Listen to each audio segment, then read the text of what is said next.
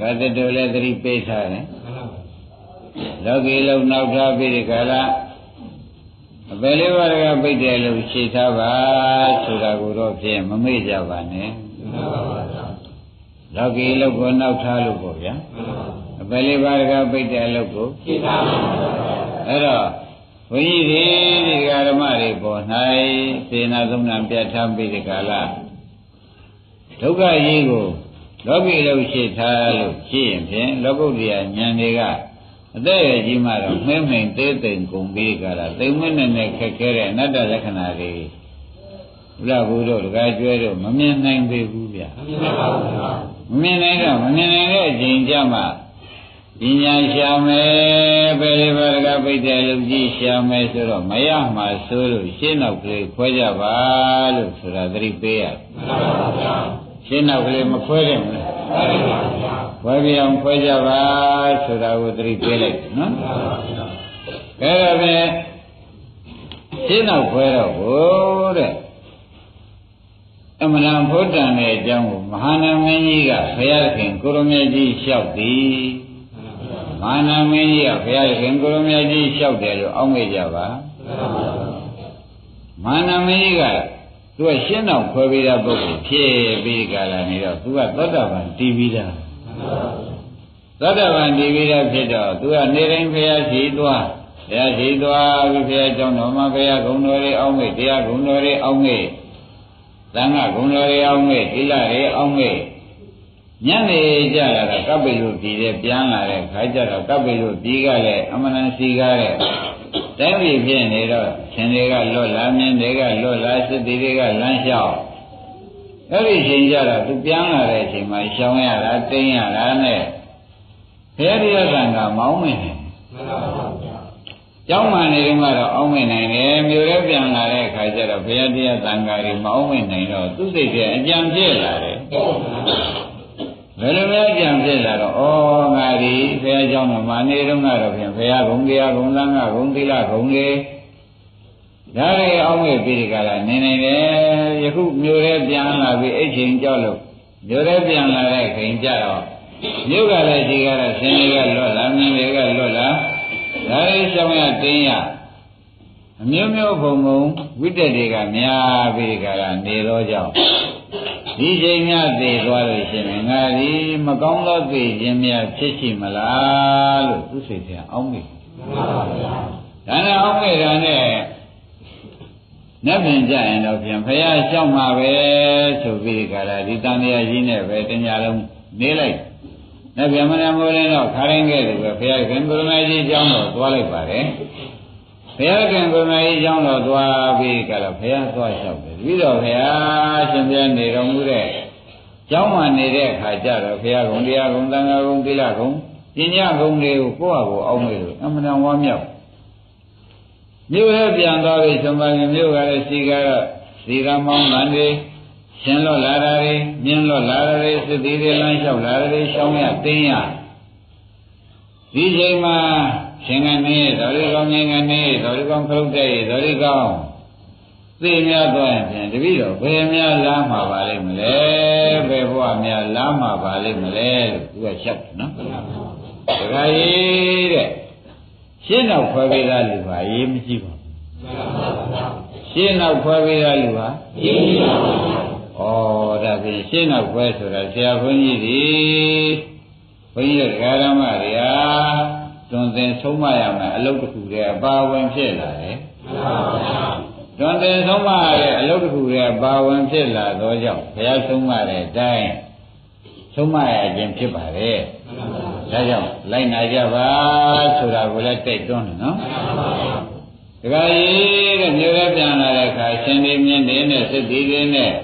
တိကမုတ်တန်တွေနဲ့မျိုးမျိုးပုံပုံဖြစ်ရတဲ့အခါဒီချိန်တပိတော့သေသွားရမခက်ဘူးလားဗျာရုံးမှတော့သေခြင်းဆိုရတော့သေခြင်းတွေနဲ့တပိတော့ကျုံရလိမ့်မယ်လို့တပိတော့စိတ်ထဲမှာပြင်ဒီလိုပဲအောင်းငိမ့်နေပါတယ်ဗျာလို့လျှောက်တဲ့အခါကျတော့ဒကာကြီးဘာမှမစိုးရိမ်နဲ့ရှင်းနောက်ခွဲပေးသားလူမှာစိုးရိမ်ကြမလို့ဘူးသဘောပါကြရှင်းနောက်ခွဲပေးသားလူမှာစိုးရိမ်ဖို့မလိုပါဘူးတဲ့အဲ့တော့ ဒါကြောင့်လို့ဒါတိတလို့အားလုံးပေါ့လေအရုပိဒါပုဂ္ဂိုလ်တော့မှဖြင့်မလို့ကြောက်ကြရမရှိဘူးပြောတာပဲမှန်ပါပါအာမလို့သေးလို့ရှင်းတော့လွယ်ပြီသာယသမီးရှိပါရဲ့ရှင်းထားပြီးတကလားသူတော်ကောင်းလို့လုပ်တော့မယ်ဆိုတော့ကံဝဉ္ဉံမွဲတွေနဲ့အလုပ်လုပ်ပြီးတကလားနေကြတဲ့ပုဂ္ဂိုလ်တွေမပေါက်မရောက်တော့ဒီပုဂ္ဂိုလ်တွေအတွက်တော့ဘုရားရှင်ကိုရမေကြီးကတောင်းမယူဘူးပေါ့ဗျာမှန်ပါဗျာဒကာကြီးအတွက်တော့ဘာမှမစိမ့်နဲ့တဲ့ကျုပ်ဥပမာပြောမယ်ဒကာကြီးမှာသရသီလသုဒ္ဓစာကပညာဆိုတဲ့သူတော်ကောင်းယတနာတွေကဝင်နေရှိနေပြီသရသီလသုဒ္ဓစာကပညာဆိုတဲ့သူတော်ကောင်းယတနာတွေကဝင်နေမှာရှိပြီးသားဆိုတော့သရကလည်းဖြစ်ပြဆုံးမြင်ထားတဲ့ပုဂ္ဂိုလ်တွေဖြစ်နေသောကြောင့်အမတန်ကိုရထားတဲ့တရားလေးကိုယုံကြည်တယ်နော်သီလကလည်းအမတ္တသာလို့ပဲသုံးတယ်ဆိုတော့သီလပြတ်မှဆိုရင်လို့ရှောင်ရှားပြီးသုံးလို့ရှိတယ်နော်သုတ္တကြားမြင်တွေကလည်းနေတိုင်းလို့ဆရာဘုန်းကြီးကပြောနေလို့သုတ္တကြားမြင်တွေကလည်းပြည့်စုံပြီးသားဖြစ်ပါရဲ့စာကဆိုတာလည်းခန္ဓာကိုယ်ကြီးကိုမေတ္တာခိုင်းတာတော့မလုပ်တော့ဘူးကွာညာခိုင်းတာပဲလုပ်တော့မယ်ဆိုပြီးခန္ဓာကိုယ်ကြီးကိုလည်းစွန့်ထားပါတယ်မှန်ပါပါပညာကလည်းနေတိုင်းလို့ပဲခန္ဓာကိုယ်ကြီးအနိစ္စလက္ခဏာဒုက္ခလက္ခဏာဆိုတဲ့ဖြစ်ဖြစ်တွေမြင်လို့ဖြစ်ဖြစ်တွေဆုံးရဖြစ်တဲ့နိဗ္ဗာန်ကြီးမြင်ပြီးကြလားဩဒုက္ခဆုံးတာဆိုတာဒါပါလားဒုက္ခဆုံးတာဆိုတာဒါပါလားလို့မြင်ပြီးတော့ပုဂ္ဂိုလ်များအတွက်မှာကွာတဲ့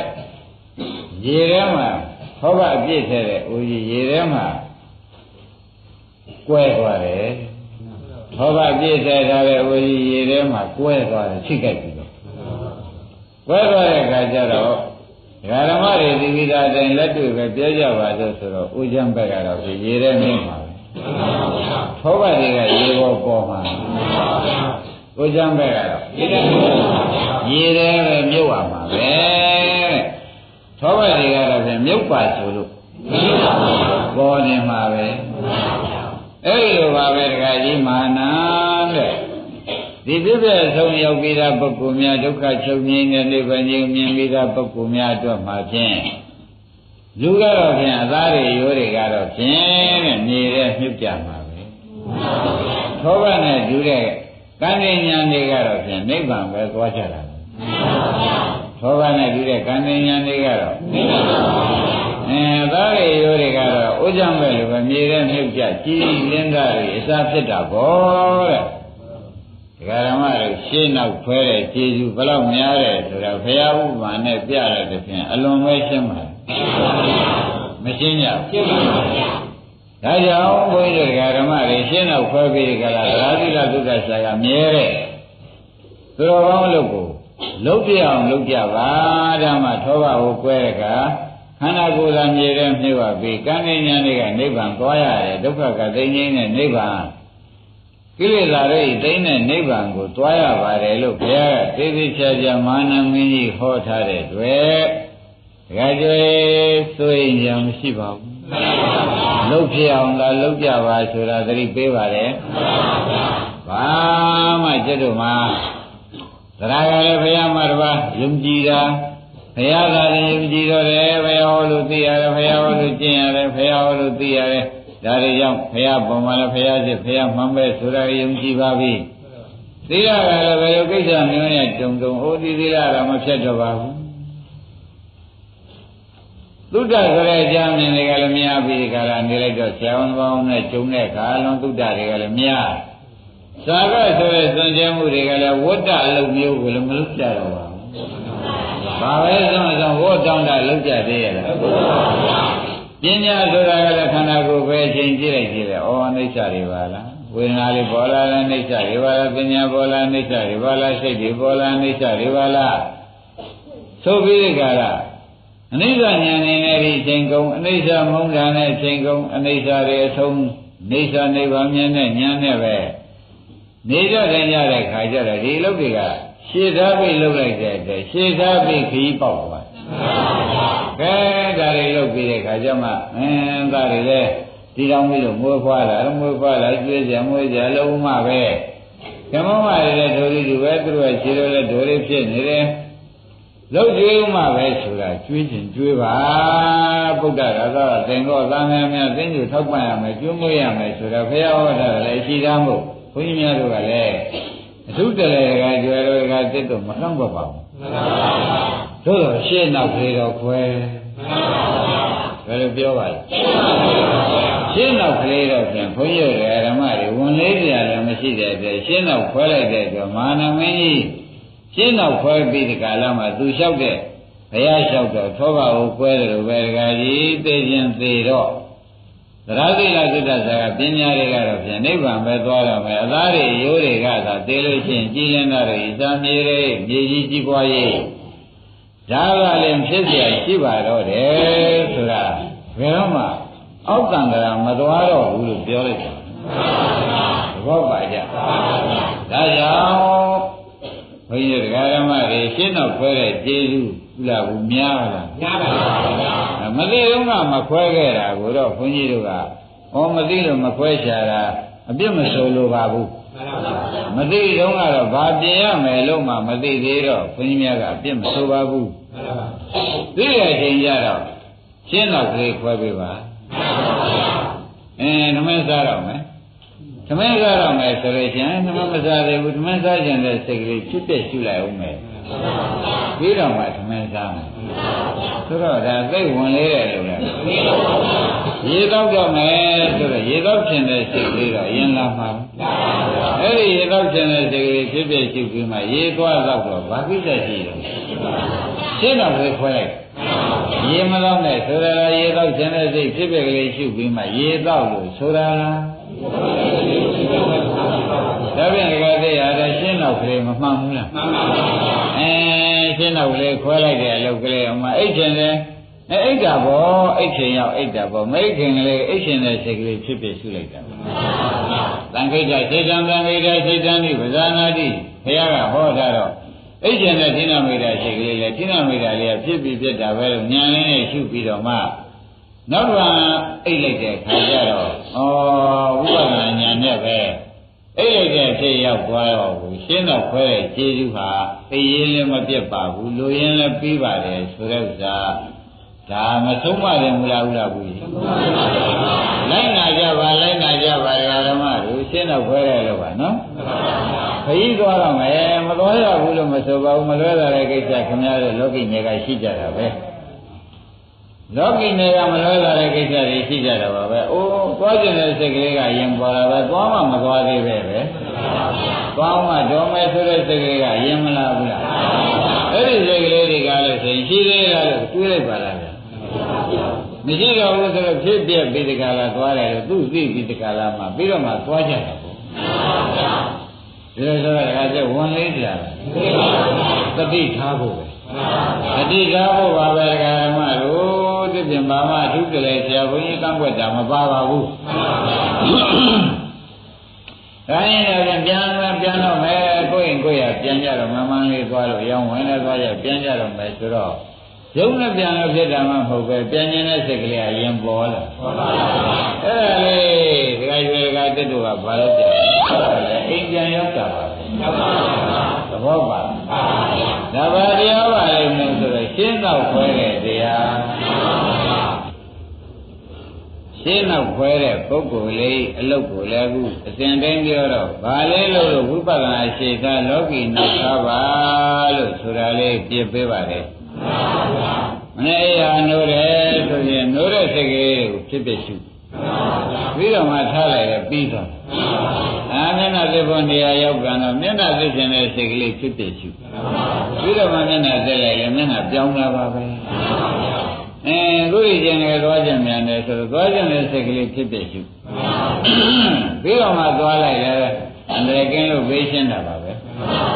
ဒါဖြင့်ရကြရတဲ့တို့ရှင်းတော့ခွဲတယ်လို့ကနေရာတိုင်းပေါ့ဗျာနေရာတိုင်းပေါ့ဆိုတော့ဥပဒနာကရှင်းလောကီကနောက်ဥပဒနာကရှင်းလောကီကနောက်ဆိုတော့ကြာတော့ဉာဏ်တွေကရကြတို့ဥလာဘူးလို့အသက်တက်လာဉာဏ်သားတွေတဲ့ပြီးကြလာတဲ့ခါကြလို့ရှင်းဖြင့်ဒီဉာဏ်တွေကရင်းကျက်ပြီးကြလာတော့သူရင်းကျက်သလား အပေလားစေတဲ့ဒိဋ္ဌိဝိသိကိစ္စအစရှိသောတရားတွေပါရတယ်ဉာဏ်ရဲ့လေပါလေဉာဏ်ထက်လာမကတတ်တဲ့ခါကျတော့ဒါကတော့အပေသွားစေတဲ့တရားတွေခန္ဓာကိုယ်ထဲမှာရုပ်သိမ်းနေရတယ်ခန္ဓာကိုယ်ထဲကရုပ်သိမ်းပြရတယ်ဆိုတာသဘောကျရုပ်သိမ်းပြရလေသူပြေးခြင်းလို့ပြရတာလားရှင်းတော့ခွဲတယ်လို့မှရှင်းပိုင်းကနေပြီးညာနေထက်တက်လာလို့လားဆိုတော့မေးတာပေါ့မေးတော့ဘယ်နဲ့ပြောညာနေထက်တက်လာတဲ့အတွက်ဤကဲ့သို့ခရီးပေါရောက်ရှင်ဖြစ်တယ်ဆိုတာဥလားဘူးရင်းမိရောဒါကြောင့်ဉာဏ်ထဲရင်ကိလေသာပါတယ်ဉာဏ်ပြီးဆုံးလို့ရောက်လို့ရှိရင်ကိလေသာကုန်ပါတယ်အဲ့ဒါတို့ခင်ဗျားတို့တရားနာတရားထုတ်တဲ့ပုဂ္ဂိုလ်တွေမှာ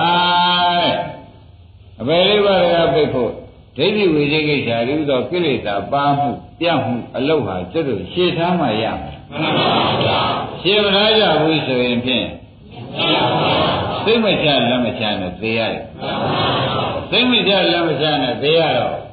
သိမချလက်မချဆိုတာရှားမဟုတ်ပါဘူးပုဂ္ဂနာမှာ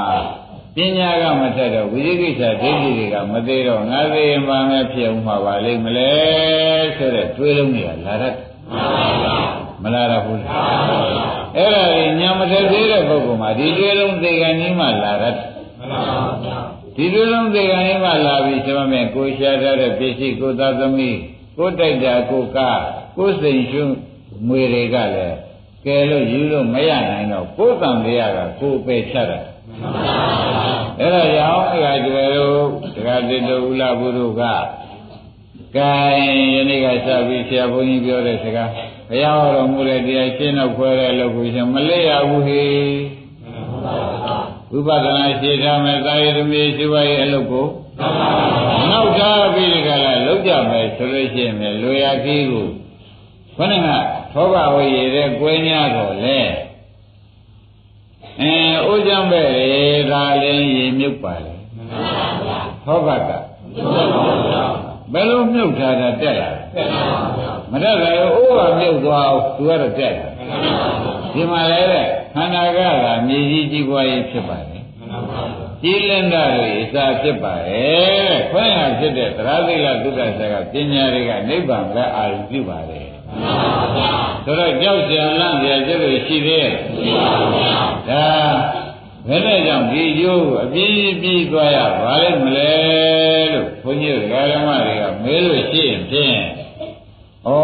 ဆရာကောင်းမကောင်းစကားနားထောင်လို့ဘုရားတော်မူတဲ့တရားနားထောင်လို့ရှင်းတော့ခွဲလိုက်တဲ့ကျေးဇူးပါကလားဆိုတော့ပေါ်လာဘာပေါ်လာကြရှင်းတော့ခွဲလိုက်တဲ့ကျေးဇူးအထူးတလဲခံစားမှုကြီးပေါ်ပေါက်လာတော့တယ်ဆိုတာဥလားဝေကျေးဇူးနဲ့သဘောကျတယ်ပါဒါကြောင့်ရှင်းတော့ခွဲခြင်းကြောင့်ပစ္စည်းမွေးရသလားလို့မေးလို့ရှိရင်ဘယ်နဲ့ဖြေကြမလဲရှင်းတော့ခွဲလိုက်ခြင်းကြောင့်အလုပ်တွေမပြင်းမြောက်ခဲရှိရသလားလို့မေးလိုက်ပြန်တော့လေလုံမြဲလို့ရတာပါရှင်းတော့ခွဲခြင်းကြောင့်ဘုန်းကြီးတို့ဓမ္မတွေနိုင်ဘယ်မှမဖက်မနှေးပါဘူးဖက်နေတဲ့သတ္တိတရားကျော်ဘာမှမရှိဘူးအကျိုးပြည့်တဲ့သတ္တိလည်းရှိပါတယ်အဲ့ဒါကြောင့်ရှင်းတော့ခွဲတဲ့အလုပ်ဒီဘယ်တော့မှလက်မလို့ကောင်းတဲ့အလုပ်လို့ဆိုတာသေးသေးချာချာပဲပြောပါတယ်ရှင်းတော့ခွဲပြအောင်ခွဲကြပါဆိုတာဖြင့်ဓမ္မတွေကကြီးစွာသောသတိကြီးစွာသောမေတ္တာနဲ့ပဲပြောကြတယ်လိုက်နာကြပါဆိုတာကိုလည်းတိုက်တွန်းရပြန်တယ်တိုင်းဒါဖြင့်ဓမ္မတို့မနေ့ကယမကယံကဘာဒိဋ္ဌိယူပါလိမ့်မလို့ဥစ္စေရဒိဋ္ဌိယူတယ်နော်မနေ့ကယမကယံကဥစ္စေရဒိဋ္ဌိယူတော့ယန္တာနေရင်ပြတ်တာပဲဘာမှမဖြစ်ဘူးလို့ယူလိုက်တဲ့အတွက်ရှင်သာရိပုတ္တရာကိုယ်တော်မြတ်ကြီးဆုံးမတွင်တင်တော့ယန္တာမရှိတာယန္တာလုံးနေလို့ယန္တာသိရင်ပြတ်တာပဲဆိုတဲ့စကားထွက်ပါတယ်သင်္ကြန်ကတော့ယန္တာမှမရှိဘဲနဲ့ယန္တာသိရင်ပြတ်တယ်ဆိုတဲ့စကားရှိเสียလိုသေးလားယန္တာကိုရှိကြတယ်မရှိပါဘူးတဲ့ခန္ဓာ၅ပါးပဲရှိတယ်ခ န္ဓာ၅ပါးဘာသစ္စာပါလဲဟောဒီဒုက္ခသစ္စာကြီးကိုမလို့ခြင်းလို့မဉဏ်နဲ့ကြည့်လိုက်တဲ့အခါမလို့ခြင်းတဲ့အခါခန္ဓာ၅ပါးဒုက္ခသစ္စာကြီးချုပ်သွားတာပဲဒါဒုက္ခသစ္စာချုပ်သွားတာနိဗ္ဗာန်ပေါ့ဗျာအဲ့ဒါယန္တာသိရင်ဘယ်သွားတယ်လို့ဆိုကြရောလို့သိတယ်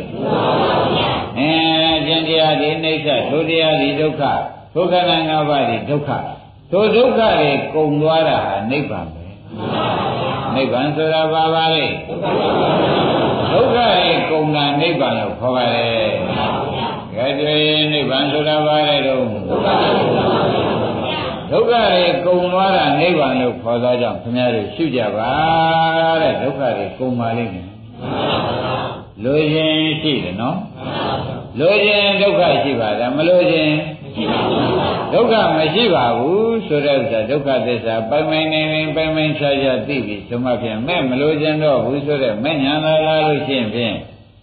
ဒုက္ခတွေချုပ်ပြီးချုပ်တဲ့နေရာမှာဒုက္ခនិရောဓဆိုတဲ့ဒုက္ခချုပ်တဲ့နိဗ္ဗာန်ကြီးအစားထိုးလာမထိုးဘူးလားထိုးပါဘူးအဲ့ဒါကိုမြင်ပြီးတဲ့ပုဂ္ဂိုလ်များဟာဘုန်းကြီးတို့ဓမ္မတွေမှတ်လိုက်တာပေါ့တဲ့ခွင့်ကမာနံလိုပဲသေမှာမကြောက်ပါနဲ့တော့အသာယုတွေကကြည်လင်တာတွေဇာမြေကြီးကြီးပွားရေးဖြစ်ပါတယ်ဒီကြောင့်ပါလေသရသီလသုဒ္ဓဆာကပညာဆိုတဲ့မဲ့ခင်လေးကဖြင့်နိဗ္ဗာန်ပဲသွားတော့ကြောက်เสียရှိသေးတယ်ကဲဒါဖြင့်ဒုက္ခချုပ်ရပါခေါ်ကြမယ်အဲ့ဒါယမကကိုကသူကိုယ်တိုင်သောတာပန်တည်တဲ့ခါကြလို့ရှိရင်ဖြင့်ယန္တာသေရင်ပဲသွားတော့กว่าလို့မင်းကိုတပါးသောပုဂ္ဂိုလ်များမေးရဲ့မင်းဘယ်နဲ့ဖြေမလို့လို့ရှင်သာရိပုတ္တရာကဘုန်းကြီးနဲ့ဖွင့်ချပြီးသူမှားတဲ့အမှားကိုသူ့ကိုပဲပြင်ခိုင်းတယ်သူမှားတဲ့အမှားသူ့ကိုပြင်ခိုင်းတဲ့ခါကျတော့ရှင်ဗျာတဲ့ပြီးတော့မသိခင်တုန်းကတော့ယန္တာသေလို့ရှိရင်ပြဘာမှမဖြစ်တော့ဘူးဆိုတဲ့အယူပါယူပါတယ်ဥစ္စေရဒိဋ္ဌိယူပါတယ်အခုတော့ဗျာရှင်ဗျာကြီးတော့သူတော်ကောင်းနဲ့ပေါင်းတင်ပြီးတရားဓုတရားမြတ်တွေကိုမိတ်လည်ရတဲ့တရားဓုတရားမြတ်တွေကိုနာရသိရကျင့်ရကြမ်းရတဲ့အတွက်တပည့်တော်ယန္တာပြေပုံသူများကမဲလို့ရှိရင်ပြန်ယန္တာမရှိကြောင်းအကျင့်တရားအကျင့်ခန္ဓာ၅ပါးသည်အနိစ္စတရားခန္ဓာ၅ပါးဘာတရားလဲအနိစ္စတရားဒီဒုက္ခလားဒုက္ခလားလို့မေးကြရင်ဘယ်နဲ့ဖြစ်အဲ့ဒီဒုက္ခတွေကကုန်သွားတယ်လို့တပည့်တော်ဖြေမှာပါပဲယန္တာပြေရင်ဒုက္ခဆုံးသွားတာပဲဒုက္ခကုန်သွားတာပဲဘာပဲလို့တပည့်တော်ဖြေပါတယ်ခင်ဗျာဆိုတော့ယန္တာပင်ပြတ်သွားတယ်ဆိုတဲ့အယူရှိသေးရဲ့လားမရှိပါဘူးခင်ဗျာဒါကြဥစ္စေရလော့မလို့ဘူးလားဒုက္ခကုန်တယ်ဒုက္ခဆုံးတယ်ဒုက္ခဒီပုဂ္ဂိုလ်မှမရှိတော့ဘူးလို့ဆိုရုံမှတပါးဘာမှမရှိဘူးဒါကြောင့်ဒုက္ခဆုံးနိဗ္ဗာန်ဆိုတာမှတ်လိုက်တော့အပြောနဲ့မဆုံးစီနဲ့ရှုရမှတ်တဲ့နဲ့ဆုံးပါစေဆိုတဲ့ဥစ္စာသေသေးချာချာမှတ်ဖို့အပြောဆုံးမရဘူးနော်ရှုရမှတ်တဲ့နဲ့ဖြတ်ခနဲ့ဒုက္ခတွေဖြစ်ဖြစ်ဒုက္ခသစ္စာခန္ဓာ၅ပါးကြီးပြောက်ပြဲပြီးဒီကလာသွားတော့ဒုက္ခတွေဆုံးပါတော့လားလို့ကိုယ်တိုင်သိလို့ရှိရင်ဖြင့်ခொနဲ့ကလိုပဲတဲ့ကိုကျမ်းပဲ့တာရေတဲ့မြစ်သောဘကပေါ်တက်တယ်လို့ဒကာဓမ္မတွေခန္ဓာကိုယ်ဒီကားလို့ဆိုရင်ပြင်မြေကြီးကြီးပွားကြီးကြီးရင်းသားတွေအစာသာဖြစ်တော်တယ်ဉာဏ်တွေသရတိကသုဒ္ဓဆာကပညာတွေကနိဗ္ဗာန်သာအထက်တက်တော်တယ်ကြောက်ကြရရှိသေးလားရှိပါဘူးဒါလည်းရှိရှိနတ်နတ်သဘောကျပါဘူးလားကောင်းပြီဒါဖြင့်ယမကအပြင်သောတာပန်ကသောတာပန်ဖြစ်သွားလို့သောတာပန်အမြင်နဲ့နိဗ္ဗာန်ဖြေပြီးမှန်ပါပါသို့တော့ကဲတင်ခြင်းတဲ့ရှင်သာရိပုတ္တရာယမကရေတဲ့မင်းကအမတမသနာကရုဏာရှိတယ်ဒါကြောင့်ယန္တာဖြစ်အောင်မဲမင်းကိုဟောမယ်ဆိုပြီးယန္တာဖြစ်အောင်ဟောတယ်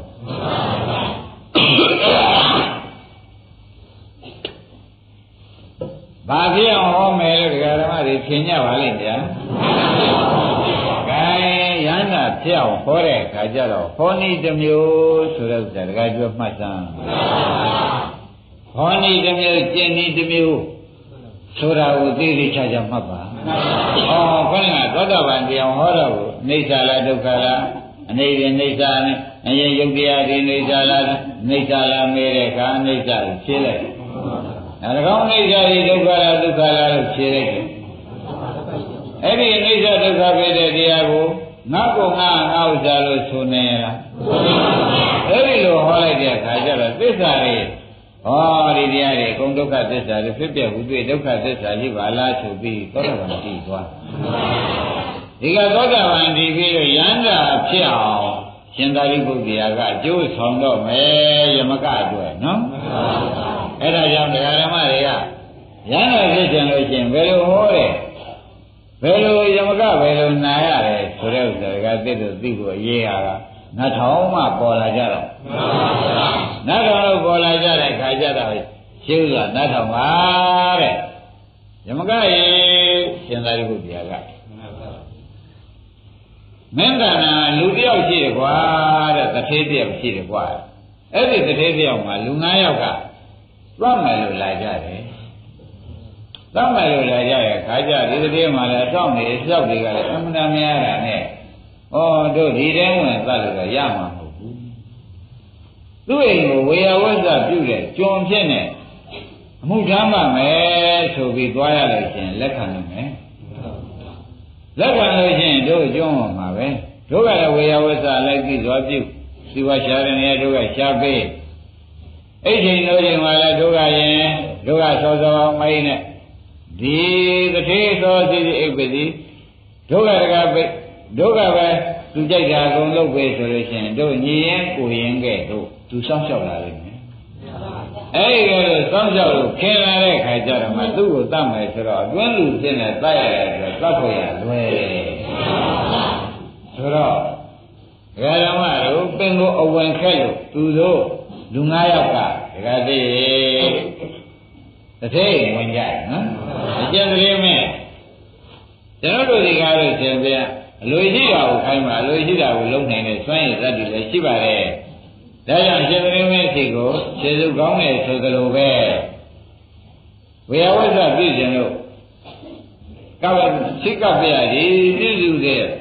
ပုဂ္ဂိုလ်တူတယောက်ကိုအသိမှပြုပါ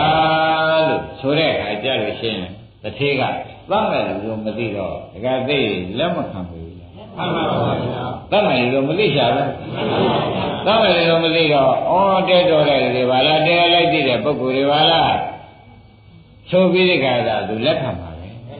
။လက်ခံတဲ့အခါကျလို့ရှိရင်ဖြင့်သူတို့ကငကောမှစိတ်ကူးကဖြောင်းကြရလား။မှန်ပါဗျာ။သတ်ချင်တော့အတွင်းမရောက်လို့လားအတွင်းရောက်တဲ့နေရှာကြတာဟုတ်။အဲ့ဒါနဲ့အတွင်းရောက်တဲ့ခါကြလို့ရှိရင်ဟိုတည်းလုပ်တဲ့ပုဂ္ဂိုလ်ကလည်းဟောတာကလူကရကြားရပါလားလို့သိရလားမသိပါဘူးမသိတော့သူကသတိမထားခင်ထသတိပြီးမှနောက်ကနေသတိကဒီလိုကလေးထားလုံးပဲကျန်သူတို့ကထားလို့ပေးသတိကမင်းစားတဲ့စင်ခုကက်ပေးစောစောစောစင်နဲ့စင်စောစောချက်ပေးသူလူ9ယောက်ကအလိုလိုက်အကြိုက်ကြီးလုံနေတာပေါ့ဗျာအဲ့တော့တည်းကစိတ်ပြောင်းမလာဘူးလားဩတဲ့တော်တဲ့လူတွေပါလားငါကြွတဲ့ဆောင်ကြပါလားဆိုပြီးသမင်းတပွဲလေးစားလို့ရေတော်ရဲတော့လို့အေးအနေရသူတို့အိတ်တဲ့ခါကျတော့ဟိုလူတွေကအကြံသိအကြံနဲ့လာတဲ့ပုဂ္ဂိုလ်တွေကြတော့ငါတို့သက်တဲ့အချိန်တတ်နိုင်တယ်ဆိုပြီးကလာတတ်ကြတာတတ်ကြတာဘယ်နဲ့ကလူတော်သမားတို့မသိတဲ့တထေးတွေကလို့သင်ဖြင့်အတွင်းလူသင်္သာဖြစ်နေဝင်ကတ်တဲ့လူတွေလက်ချက်နဲ့သက်ထွက်မထွက်ဒါဘယ်နဲ့ကြောင့်ဖွဲ့ရှာပါလိမ့်မလဲလို့ဘုန်းကြီးတို့ဓမ္မတွေကမေးလို့ရှိရင်ဖြင့်သူသက်ရောက်ကြမ်းမှမသိဘူးရှင်းကြဒါနားလည်တော့နော်ဒါဥပမာကိုရှင်သာရိပုတ္တရာဟောလိုက်ကဲဥပမာရတယ်ဘုန်းကြီးတို့ဓမ္မတွေကမှတ်လိုက်တာပေါ့ဗျာကျွတ်တို့ခင်ဗျားတို့ကဏ္ဍမှာတဲ့ခန္ဓာ၅ပါးကြီးကအနာကန့်တယ်တကယ်ကျွခန္ဓာ၅ပါးရှိရလားရှိပါပါ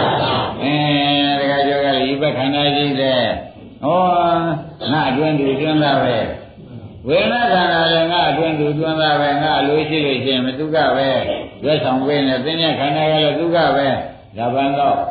တချိပန်းတော့ဓာပုပန်းတော့ဓာပုကောင်းဓာပုဆိုဆိုတော့သူကမှတ်ပေးနေတယ်သူလည်းအားကိုးရမှာပဲဆိုပြီးခန္ဓာ၅ပါးအတွင်းသူတွန်းတာလို့ထားမိကြဒီဓမ္မတွေဘာလို့ထားမိကြပါလိမ့်သူတို့ကဘာတွေပါလိမ့်တခါတည်းသိချမှတ် သေးသေးချာချာမှတ်ပါဒကာဓမ္မတို့ဒကာသစ်တို့ကတထေသာခန္ဓာ၅ပါးကခင်ဗျားတို့ရှိရောက်လာတာကအလကားရောက်လာတာမဟုတ်ဘူးပြင်ကနေသတ်ရင်မဖြစ်လို့အတွင်းသားဖြစ်နေသတ်ချင်လို့ရောက်လာတာဒါဖြင့်ဒကာဓမ္မတို့ပဲစဉ်းစားပါတော့တချို့ကြတော့ယုတ်တရားကြီးကဖောင်းပွားပြီးတကကြီးရောင်တဲ့ဝေဒနာနဲ့များဝါရောတဲ့ကသတ်ချလိုက်တာဝါရောတဲ့ရောင်တဲ့ဝေဒနာနဲ့သတ်ချလိုက်တော့ဥမာဒကာကျွဲဆိုတဲ့ပုဂ္ဂိုလ်ကသိရဲ့ဝေဒနာတွေကနှိမ့်ဆက်လာတော့ဝေဒနာတွေဝေဒနာခန္ဓာတွေဥသောသူသားရဲ့ပြတ်သက်လို့နဲ့ဒကာကျွဲသိရဲ့သင်္ညခန္ဓာမှားပြီးဒီကလာအစာမှာအနေပန်းနဲ့ပဲပညာသတ်ချလိုက်တာကမသိရဘူးစေနာမသွားကောင်းတဲ့လမ်းသွားကောင်းတဲ့လမ်းလို့မသိတာနဲ့စေနာကမသွားကောင်းတဲ့လမ်းတွန်းပြီးခိုင်းလိုက်တာနဲ့ကောမသိရဘူးလားသိရစိတ်ကလည်းဓမ္မတို့ကိုယ်စိတ်ကိုမနိုင်နိုင်ရည်ရဲစင်သေးရင်ထုသေးရတာတွေရောစိတ်ကလည်းဘယ်နဲ့ဆိုရဩဒကာကျွေတို့ဒကာတစ်တို့ဥလာဘူးတို့ဘုရုနဲ့အတူတူနေရပါလိမ့်သူကဓမ္မနဲ့အတူတူနေရတာကိုသိထားအကယ်မသိလို့ရှိရင်ဒါကြီးကငါ့ကိုပဲငါကောင်းရတာပဲလို့ဝေဒနာကိုငါလူချင်းနေမယ်ဩငါတက်တဲ့ပညာပဲလို့ပညာရင်ငါသင်နေမယ်ဆိုလို့ရှိရင်တောင်းပါဒါကြောင့်ဘုန်းကြီးတို့ဓမ္မတွေမှာအခုအပေါင်းမနေတဲ့အတွက်သူသားရောပြန်နေတွဲရည်ဖြစ်နေပါပေါ့လားဘယ်လိုဖြစ်နေကြပါလဲသူသားရောပြန်နေအပေါင်းမပြီးခါလာတွဲရည်ဖြစ်နေတော့ဓမ္မတွေပဲစဉ်းစားပါလားလူကြီးရပါလိမ့်ဆိုတော့ခန္ဓာ၅ပါးကလက်ခဲ့ဦးမယ်နတ်ရပါလိမ့်ဆိုတော့ရောတကကြွယ်တော့နော်သတ်မဲ့လူတွေကလိုက်လာတာကိုလည်းခင်ဗျားတို့ကအတွင်းလူအတွင်းသားဖြစ်နေသူတို့ခင်းရမယ်မင်းရမယ်ကျင့်နာကြမယ်ဆိုရင်ဖြင့်ခင်ဗျားတို့အပေါင်းတော့မှားပြီသူတို့ကရိုးရိုးလိုက်လာတာလားဒကာဓမ္မတို့သတ်မဲ့လို့လိုက်လာတာ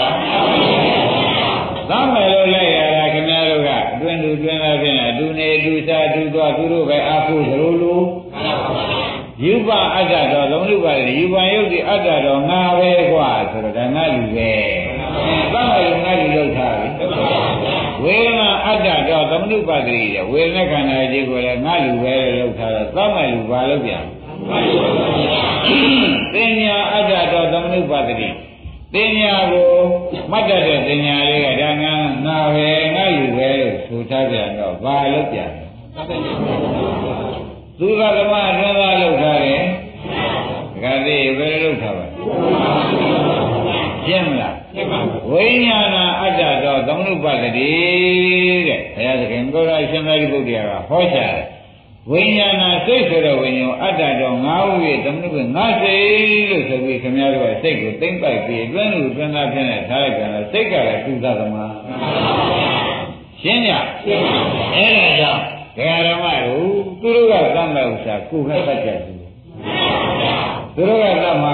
ကိုယ်ကသတ်မှာသာရင်ကိုယ်ကလက်ချက်ဥမှာသာရင်ဘုရားဘုတို့ဒကာကျွဲတို့ကိုယ်အန္တရာယ်ကင်းမယ်ကိုယ်ကမသတ်တော့ပါဘူးဆိုလို့ရှိရင်ဖြင့်ဘယ်မှာသာရင်သူတို့လက်ချက်ဥတော့မယ်ဒါကြောင့်ဘဝပေါင်းများစွာမှာတဲ့ဒကာဓမ္မတွေအဟံဝေရောဟောမိငါဒီရမရှိဘေးမရှိပဲနဲ့နေရပါလို့ဘေးကပုဂ္ဂိုလ်ရဲ့မျက်နှာမြင့်ဖြစ်ကမာသီသနာဝါဒီဆိုပြီးမေတ္တာတွေပို့ကြတာပဲဘေးကလာမသတ်ခဲနဲ့သိရတဲ့ပုဂ္ဂိုလ်များဘ누구သတ်လို့သိပါလိမ့်မလဲဆိုတာဒကာจิตတို့ဒကာကျွဲတို့ဥဒ္ဒဘူးတို့ပဲစဉ်းစားပါဘ누구သတ်လို့ပါလိမ့်မလဲခန္ဓာ၅ပါးသတ်လို့သိဒီဃာရမတွေခင်ဗျားတို့ခန္ဓာ၅ပါးမဲ့ရှိကြတယ်ဟောဘာလို့မလို့လာကြပါလိမ့်ဘာမလို့လာတာဖြစ်နေတော့ဩဘဝများစွာသံဃာမှာမျက်စိရပြီးရန်သူကိုအတွင်းသူအတွင်းသားဖြစ်နေပေါင်းတဲ့ဆက်ဆံလာခဲ့ရတာဘယ်ဘဝမှာအသေးမလွတ်ခဲ့ပါလားသဘောကျလားဘယ်ဘဝများအသေးလွတ်ခဲ့ကြပါလိမ့်ဘယ်ဘဝမှာအသေးမလွတ်ခဲ့ဘူးဆိုတာလည်းရှင်း납လားရှင်း납ဘာကြောင့်မပေါင်းတဲ့ရုပ်ကိုငါချင်းခဲ့ဝေဒနာကိုငါငါဥစ္စာလို့ရှင်းခဲ့တဲ့သွမ်းရည်တတ္တိအမှားတွေကြောင့်ဘဝများစွာတန်မြာမှာရုပ်ကဖောက်ပြန်ပြီးသတ်လိုက်ဝေဒနာကနှိမ့်ဆက်ပြီးသတ်လိုက်ပညာကအမှားမှားပြီးတော့ သင်္ခါရကမဟုတ်တဲ့နေရာစိတ်ဆိုတိုက်တွန်းပြီးဒီကလာစိတ်ကတခါတည်းဓမ္မတွေရည်တဲ့ဆင်ခိုင်းပြီးသတ်လိုက်ဟုတ်ကဲ့ရင်ထုခိုင်းပြီးတော့သတ်လိုက်ကျိုးလို့ချခိုင်းပြီးတော့ဩ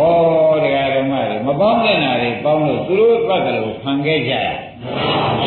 ဘုရားများဆိုတန်တရားကကျွတ်တော့အဖမ်းမှန်သေးခဲ့ရတာဒီအပေါင်းမလို့ပေါ့ရှင်းညဘုရားများဆိုတန်တရားကတရားဓမ္မတွေဘယ်ဘုရားမှကျွတ်တော့မသေးခဲ့ရတဲ့ဘုရားမရှိဘူးအဲ့ဒါပဲနဲ့ကြောင့်ပါလေသူသာသမဏရောက်ကိုအိမ်လူအိမ်သားအတွင်းလူအတွင်းသားလူရင်းထားပြီးဒီကလာပေါင်းတဲ့သိခဲ့တဲ့အတွက်သူတို့လက်ချက်နဲ့ကျွတ်တော့အသက်ထွက်ရသဘောပါအဲ့ဒါကြီးသိသိချာချာဉာဏ်နဲ့စဉ်းစားတော့မှခန္ဓာ၅ပါးကိုဝရကတော်သူသောယောက်ျားဖြစ်ဖြစ်ရှုရမယ်ခန္ဓာ၅ပါးကိုဘယ်လိုရှုရမလဲသူသောယောက်ျားဖြစ်ရှုတဲ့အခါကျတော့ရှုလို့ရှိရင်သူတို့ကိုသူသောယောက်ျားလို့သိသူသောယောက်ျားမှန်းသိလို့မုန်းသူသောယောက်ျားတွေကိုမလို့ခြင်းတော့ဘူးဆိုတော့သူသောယောက်ျားတွေကချုပ်သွားလို့ချုပ်သွားတော့ကျွတ်လို့မှာနောက်သူသောယောက်ျားနဲ့ကင်းတဲ့ယောဂီဟာသိရရှိသေးဩဒါဖြင့်ကျွတ်တော့အပေါင်းလွဲတဲ့အတွက်ဘုရားများဆိုသံဃာကသေဝဲကြီးဝင်ခဲ့ရ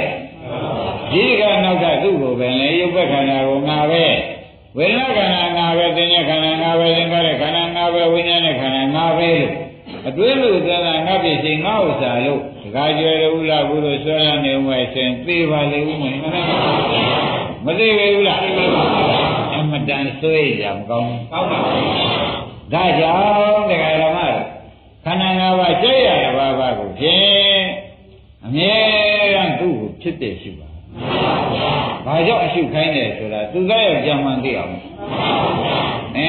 တို့ဒီကအနိစ္စတရားတွေဘာလဲငါနဲ့ဘာမှမဆိုင်ပါလားငါရံသူတွေဘာလဲလို့ရှုပေးကြတာဒီဘက်ခန္ဓာတွေ့တယ်ငါရံသူဘာလားလို့ရှုဝေဒနာခန္ဓာတွေ့ပြန်တော့လေငါလူသာသမားငါရံသူပဲလို့ဆိုပြီးရှုပြီးဒီကလာပေးလိုက်တဲ့ခါကြလို့ရှင်းညာထဲမှာထင်မှုပြောပါတယ်ရှုရမှာကတော့ဖြစ်ပြီးပြတဲ့အိဋ္ဌရှုမယ်ရှုရမှာကတော့ဖြစ်ပြီးပြတဲ့အိဋ္ဌကိုရှုပေးတဲ့ခါကြလို့ရှင်းဖြင့်တဲ့ငါနဲ့မပိုင်ငါနဲ့မဆိုင်ကြလေဆိုတာမှန်သားပဲလို့ဉာဏ်ထဲမှာရှင်းမလားလို့ရှင်းပါဘူးအဲ့လိုဉာဏ်နဲ့ရှင်းလာတဲ့ခါကျတော့ဉာဏ်ရင်လာတဲ့ခါကျတော့ဒကာကျွယ်မုန်းလာမှာပေါ့မုန်းတော့တဲ့ပြီမုန်းတော့ပဲလို့တဲ့ပါလေမလုံးလို့မေးဖို့လိုလာတော့သူကယောက်ျားမှန်းသိလို့မုန်းတယ်မုန်းတော့ကဲသွားကြတော့ဟေးလို့နှင်ဝဲရဝင်လေးလေးဒီရတကမင်းတို့ကမနေကြတော့ပါဘူးဆိုတဲ့ရှုပါများတော့မဲ့ညာအကြီးကျယ်ကြီးဖြစ်မလာဘူးအဲ့ဒီကဲတော့ဖြစ်လာတဲ့အခါကျလို့ရှိရင်ဖြင့်ခန္ဓာကပြောင်းဉာဏ်တွေတော့ကြံနေတယ်ဒါဖြင့်သတ်မဲ့တွေကပြောက်ပြီးဒီကလာနိဗ္ဗာန်သွားမဲ့ဉာဏ်မကြံရင်တော့သတ်မဲ့လူကပြောက်ဉာဏ်ကြံရင်ဟုတ်လားဒီဉာဏ်ကဘယ်ဖို့မှာပါလဲဒါဖြင့်ဒကာရမတို့မတရားသွားခြင်းဉာဏ်အားကိုကြဘယ်လိုမှားပါလဲမတရားသွားခြင်းလို့ရှင်ပညာမှားပါကိုးစားရအားထားရမရှိပါဘူးဆိုတာဖြင့်ဥဒ္ဒဘုဒ္ဓကပြောတော့ကြည်ကြည်နတ်နတ်ကြီးသဘောကျဘုရားခင်ကိုရမကြီးဒီတိုင်းပဲဟောပါလေရှင်သာရိပုတ္တရာလည်းယမကဒီတိုင်းဟောဒီတိုင်းဟောပြီးဒီကလာနေတယ်ယမကရှုတာပေါ့ဗျာယမကအရှုတာပေါ့သူကယောက်ျားတွေပါလားจิตတပြက်တာတွေကသူကယောက်ျားတွေပါလားจิตတပြက်တာတွေကခန္ဓာကိုယ်ဘဝများစွာသံဃာကလိုက်သွားနေတဲ့သူကယောက်ျားတွေပါလားဒါဤဘခန္ဓာလည်းလူတော်သမားပဲဝေဒနာခန္ဓာကိုသင်္ညခန္ဓာကိုစေနာဆိုတဲ့သင်္ခါရခန္ဓာကိုစိတ်ဆိုတဲ့တရားကိုသူကသမားလို့ဉာဏ်ထဲမှာရှုပေးပါရှုပါများတော့သူကသမားသိဒီခါလာနေတော့ဒကာရမတို့မမုန်းပါနဲ့ဆိုတော့ကိုယ်ခန္ဓာကြီးကိုမမုန်းပါနဲ့ဆိုလို့ရသေးတယ်မုန်းတော့တာဘောတဲ့ဘုန်းကြီးဒကာရမတို့မမုန်းပါနဲ့ဆိုလို့မရတာရှားမှုရှိကသူကသမားမသိတော့ကြောင့်သူ့ရေချိုးပေး သူ့ကိုပဲကျေးဇူးတင်သူကျမ်းမာပဲလို့တော်သေးရဲ့မတတ်သေးတော့တော်သေးရဲ့ပြောတာတော့ကြဒီကြီးကဖောက်ပြန်ဒီဝိညာဉ်ကဖောက်ပြန်ပြီးသေသွားတဲ့ပုဂ္ဂိုလ်တွေကသစ်ပင်သိကောင်းတဲ့အောင်းနေတဲ့ခန္ဓာ၅ပါးပိုင်ဒီချင်းတိုက်ရေရဲနေတဲ့ငါရေရဲတဲ့သိရချာဟောဘယ်နဲ့ရောက်သေးပါလဲငါလည်းလည်းမရောက်ခွင့်နဲ့ဘယ်နဲ့ရောက်သေးပါအိုးဒုက္ခနာ၅ပါးကသူ့သတ်တာသဘောကျလောကီဥမာပုံပြင်းနဲ့ရှင်းရှင်းလင်းလင်းပဲပြောကြပါအောင်လို့ဆိုတော့ဝက်များတရားဓမ္မတို့သမင်းကြီးကျွေးအရေးဆုံးမရှိစားတဲ့ကောင်မျိုးဆိုတာလည်းကကျွေးသိပြီးသားဖြစ်လို့ပါကြာတော့အသားတွေတို့အစီတွေပိတ်ပြီးဒီကလာသူ့အစားကြောင့်သူ့တရားချာအစီပိတ်ပြီးမသေးဘူးဟာဝက်ဘယ်လိုတော့ပါလိမ့်မလို့ဆိုတော့တရားဓမ္မတွေဒီတဲ့အတိုင်းစားရတဲ့စားလို့စားကျင်တဲ့သင်္ခါရခန္ဓာဆိုတဲ့စေတနာနဲ့ပတ်သက်ဘယ်လိုကပတ်သက်စားကျင်တဲ့စေတနာပေါ့ဗျာစားကျင်တဲ့လောဘကစားလို့ကိုယ်ပဲသူ့မှာတခါတည်းအသားတွေအစီတွေပိတ်ပြီးဒီကလာတဏှာကမြို့နိုင်တော့အမျိုးခိုင်းတာနဲ့ပဲအစီပိတ်ပြီးတရားတယ်ဒါပြန်ဒီဝဘယ်လိုသတ်ပါလဲမလို့ဆိုလို့ရှိရင်စားကျင်တဲ့တဏှာကတတ်ဒီဝဘယ်လိုသတ်ပါလဲဒီကမှာစားကျင်တဲ့တဏှာကတတ်ဒါကဝေဒနာခန္ဓာကတတ်လို့နော်တော့ကြကြလာလို့ရှင်ညောဒကာဓမ္မတွေရှင်းနာကောင်းတာရင်နာလင်းနာသွေးနာဒါတွေပေါ်လာတဲ့အခါကျတော့ဒုက္ခဝေဒနာပေါ်မလားဒုက္ခဝေဒနာကဒကာဓမ္မတွေဘာလို့မလို့လာတာလဲဆိုတော့မင်းဆောင်းနေတာကြာလာပြီဒီကသတ်မလို့ဝေဒနာကဒုက္ခဝေဒနာခန္ဓာကဘာလို့မလို့လာတာလဲသတ်မလို့လာတာပဲဆိုတာသိကြပါလားဒါဖြင့်ဒကာဓမ္မတို့သဏ္ဍာန်ပါတဲ့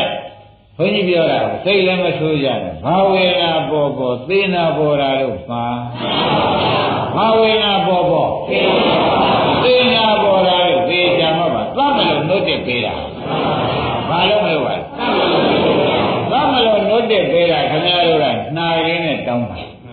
ရက်စားလေးနဲ့တွေးသေးလေသေးလေးနဲ့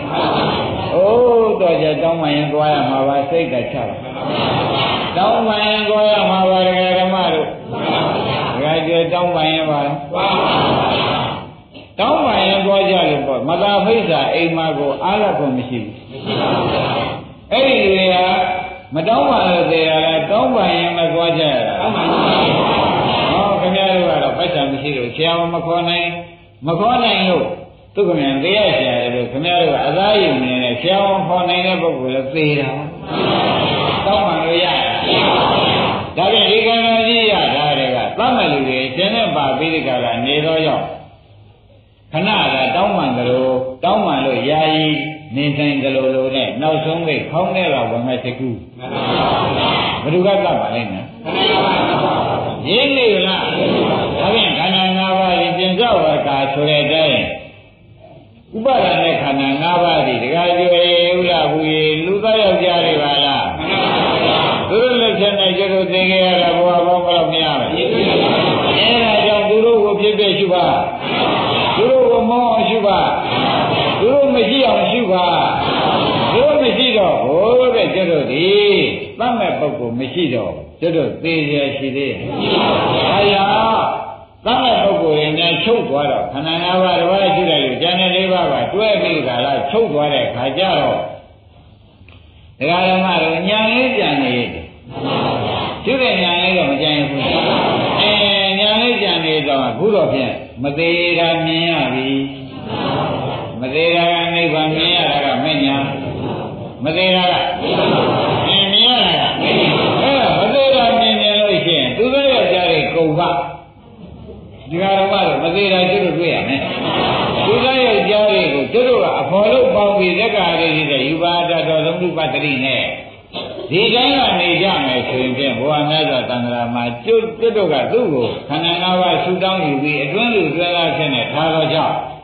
သူတို့တတ်လို့ပဲသေလို့မဆုံးအောင်ဖြစ်ပါလိမ့်မယ်ဒါကြောင့်ဝိပဿနာရှိတဲ့ပုဂ္ဂိုလ်များခန္ဓာဖြစ်ပြမြင်မလားဆိုတာမေးရ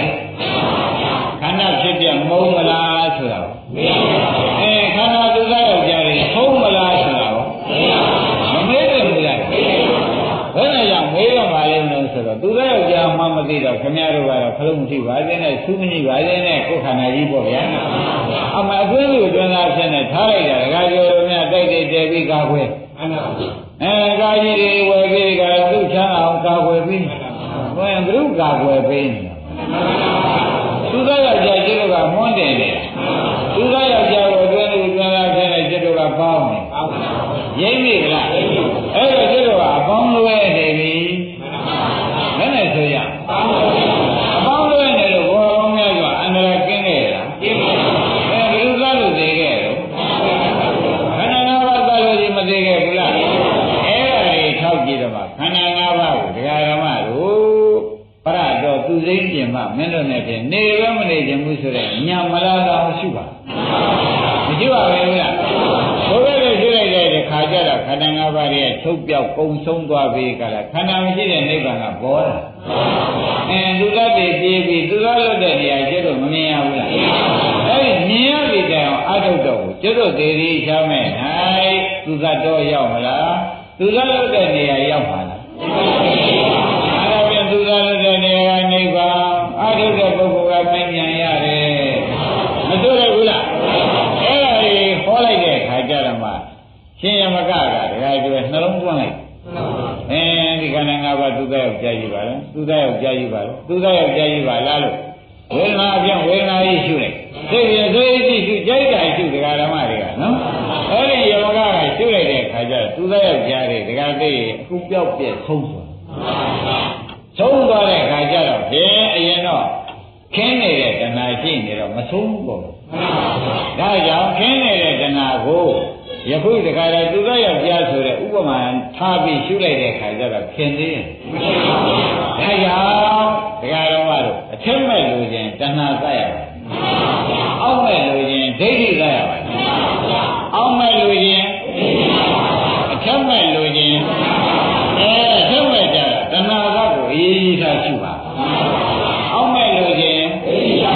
ဒိဋ္ဌိသတ်ကိုအေးအေးထားပြီးရှုလိုက်လို့ရှင်အောက်သောတပတိမေရတာပဲ။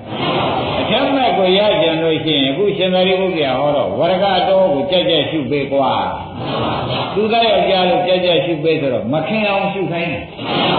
မခင်အောင်ဆိုတဲ့ဘာသာဆိုတာမသိကြသေးဘူးလားဘာသာပါလေဒါဒကာဓမ္မတွေကဒီနေ့လေးစားစွာမှတ်ဖို့အချိန်ရောက်သောတာပန်ဖြစ်ခြင်းလို့ရှိရင်ဘာသာရသရဂါနာဂံယနာဖြစ်ခြင်းသိကြပါလားရှင်ယမကမှာပထမဒိဋ္ဌိသတယ်လို့သောတာပန်ဒီပါတယ်နောက်တဏှာပဲရှင်ယမကမှာဝရကတော်ဆိုတဲ့အသွားနဲ့ရှုလိုက်တဲ့ခါကြလို့ရှင်ဖြစ်တဲ့ဒီမြင်လို့ဖြစ်တဲ့ဒီမုန်းလို့သူသားယောက်ျားတွေချုံးတဲ့နိဗ္ဗာန်ကြီးမြင်ရတဲ့အတွက်ရဟနာဖြစ်သဘောကျဒါဖြင့်ဒကာဓမ္မတို့ဒီနေ့တရားမှာနှလုံးထဲကမှတ်ကြပါပါလေခန္ဓာ၅ပါးသူသားယောက်ျားဖြစ်တဲ့ရှုဖို့ရတဲ့နာပါသဘောကျသူသားယောက်ျားမှာပြီးကြလားဖြစ်တဲ့ပဲသူသားယောက်ျားပဲဆိုပြီးမုန်းတာပဲမုန်းနေတာမရှိသူသားယောက်ျားမရှိရင်ကောင်းတယ်မင်းတို့ဒီဒုက္ခပေးလေညသတ္တဝါညာကြမပြနှိမ့်ဆက်တဲ့ပိဋကနာထောဆိုတာမင်းတို့ပဲဆိုပြီးဒုက္ခသစ္စာပိုင်နိုင်တဲ့ဒုက္ခပေးလေညမင်းတို့ခန္ဓာ၅ပါးကဘယ်ရှုပေးလိုက်တဲ့ခါကျတော့တဏှာကခင်သေးတယ်ဘုရင်တော့တဏှာသေးတော့တဏှာသေးရင်တော့သေးတာလားသူသားယောက်ျားမှသိတဲ့ညာကသတ်တာလားညာကသတ်ရတော့တဏှာသေးဒီနဲ့ပဲခန္ဓာ၅ပါးပြောက်နေတဲ့တဲ့သူသားယောက်ျားတွေမရှိသူသားယောက်ျားမရှိတဲ့ခါကျတော့သူသားယောက်ျားကင်းတဲ့နိဗ္ဗာန်ကဒီနေရာစားထုတ်ပေါ်ဒါပြန်နိဗ္ဗာန်နဲ့ညာနဲ့မတွေ့ရဘူးတဏှာသေးရတော့လေဒကာဓမ္မတို့အထက်မဲ့အထက်ဖို့တွေရတယ်လို့သုံးတဲ့ချတာသဘောပါကြအဲ့ဒါဖြင့်ယမကယန္နာဖြစ်သွားတာဒီလိုယန္နာဖြစ်သွားတယ်ဆိုတဲ့ဥစ္စာကဒကာဓမ္မတို့ဖြစ်ပြမြင်ဖြစ်ပြမုန်းသူတို့ယောက်ျားမှသိပြီးမုန်းနောက်ဒီသူသားယောက်ျားတွေကိုကသူမနေကြမှာဘူးဆိုတော့သူသားယောက်ျားတွေချုပ်သွားဘူးချုပ်သွားတာဒီသူသားကင်းတဲ့နိဗ္ဗာန်ဆိုတော့အမတ္တမတရားရောက်သွားဘူးအဲ့ဒါမတရားရဲ့နိဗ္ဗာန်သဘောကျမြင်တာကမဉ္ဇဉ်ပဲဆိုတော့ဒကာဓမ္မတို့မတရားရှာဆိုတာသေရတာတွေနဲ့မပေါင်းမှရမှာသေရတာတွေ ချုပ်ငြိမ်းရုပ်သိမ်းရတာနိဗ္ဗာန်ဆိုတာဒါကြွယ်လို့လာဘူးလို့သေချာပတ်ပါခန္ဓာ၅ပါးသူကရောက်ကြပါသူချုပ်ငြိမ်းရုပ်သိမ်းရင်နိဗ္ဗာန်ပဲနိဗ္ဗာန်ဆိုတာဘာလို့သူကရောက်ကြလို့မရှိသောကြောင့်မသေးရကနိဗ္ဗာန်မသေးရမြင်တာကမဉ္ဇဏ်သေခြင်းကိုအားပေးနေတဲ့သမှုရိယတွေချုပ်တာသေရအားပေးရတာသမှုရိယအဲ့ဒါဓမ္မဉာဏ်လာချုပ်မသွားဘူးသဘောပါကြဒါကြောင့်အထက်ကြလာလို့ရှိရင်ဝရကတော့သူသားယောက်ျားနဲ့တူရရည်ရဲ့ဆိုတဲ့ခန္ဓာချက်ချက်ရှုပေးအဲ့ဒီကလေးရှုပေးလို့ရှိရင်တဏှာသေးပါလိမ့်တဏှာသေးဓမ္မတေရပါလိမ့်မယ်ဆိုတာသုံးရတဲ့ချပါကဲယနေ့ဒီရင်တော်ကြပါ